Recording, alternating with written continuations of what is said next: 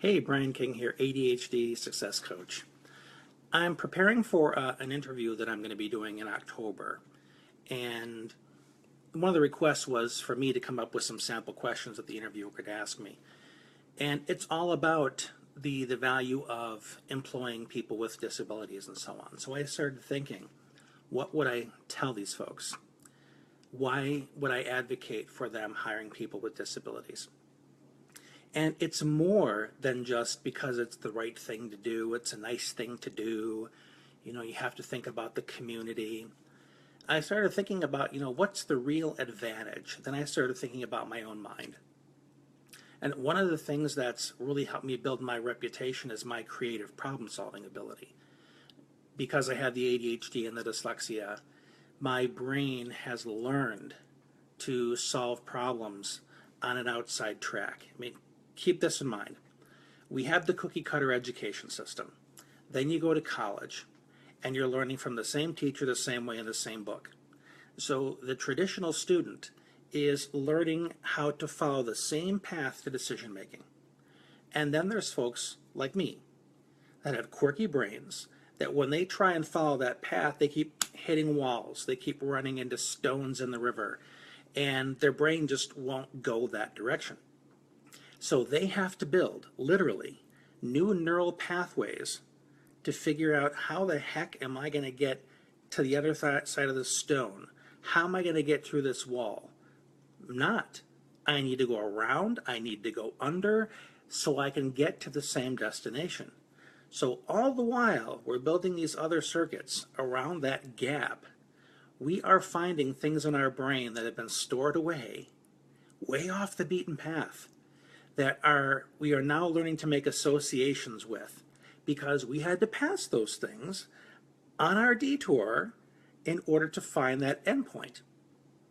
So my brain, when I'm asked a question or given a problem, my brain follows those unconventional pathways, what Robert Frost referred to as the road less traveled. Now, I'm not sure that's what he was referring to, in fact, but it is really an eloquent description of how our brains work.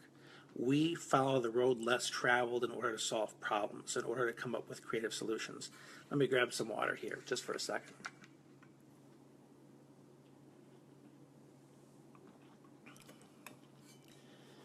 And it's that creative problem solving, if we nurture that within ourselves, that make us the greatest asset.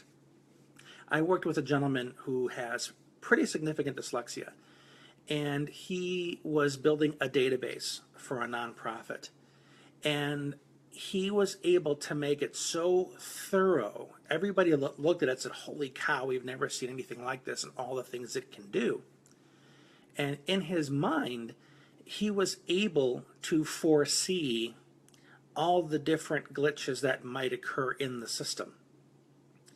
That stuff that people overlooked, stuff that people didn't consider, and he wanted it to be so thorough that things wouldn't be missed.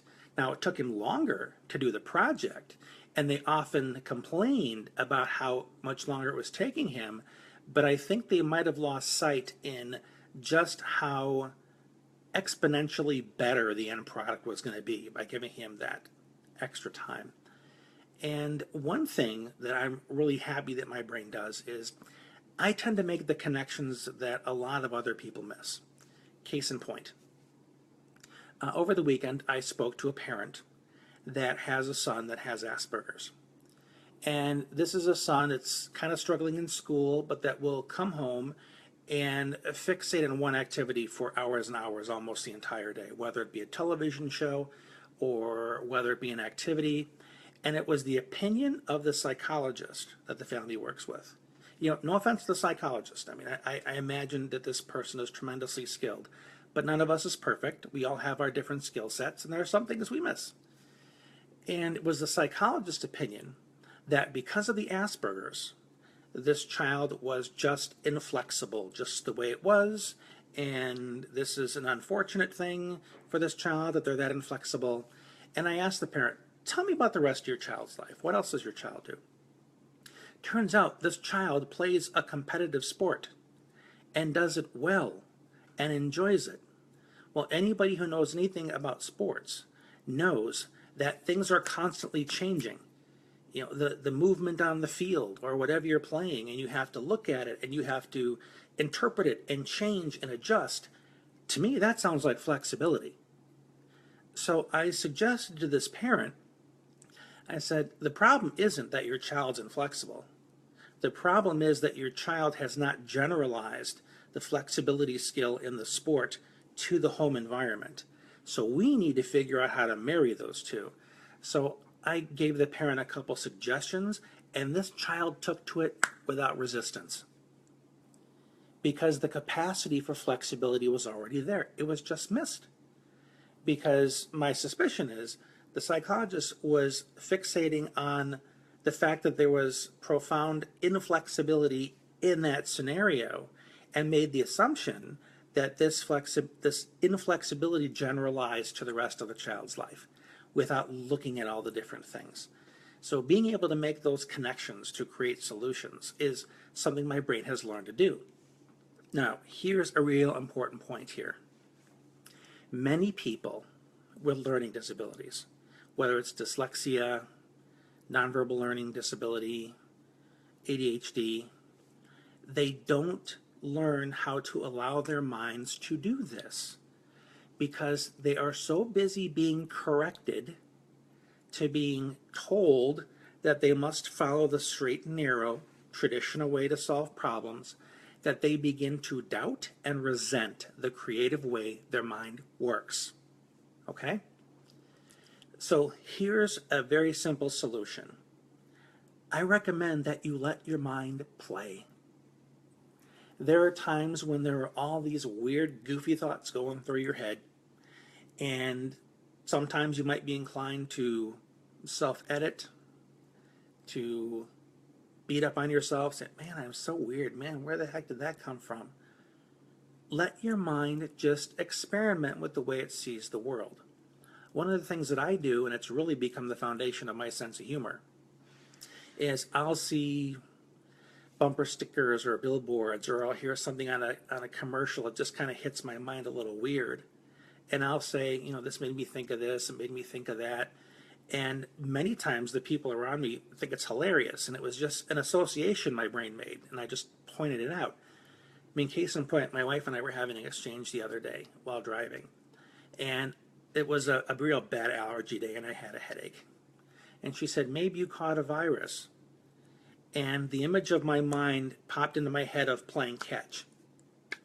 And I don't know why it came from, but that's the image that came into my head, the association I made. So I quickly said to her, after she said, maybe you caught a virus, I said, I'm not good at playing catch. That can't be it. And that's just some of the quirky things my mind does because I allow it to be creative and play and experiment. And a lot of the kiddos with learning disabilities have learned to feel ashamed of the way their brains work. They've learned a lot of self-doubt because they're told, you're so scattered. You don't pay enough attention. You're too daydreamy. And the people that are telling them this are the people that have learned to live a life inside the box. And our brains are specifically designed for innovation. They're designed for creative problem solving. And the better we get at this ability, the greater an asset we are going to be to whoever we eventually serve, whether it's as an entrepreneur, you know, doing graphic design, writing things for people in a very creative way, or whether we're employed on a sales team or a marketing team or computer design team, whatever it is. It's that ability to play and consider new options that nobody else has thought of that's going to make us the greatest asset to an employer. So this is just what came up to me while I was preparing for the interview this morning. So hopefully this has been helpful. Give me some feedback on this. Let me know what you think. And have an awesome day. We'll talk again soon.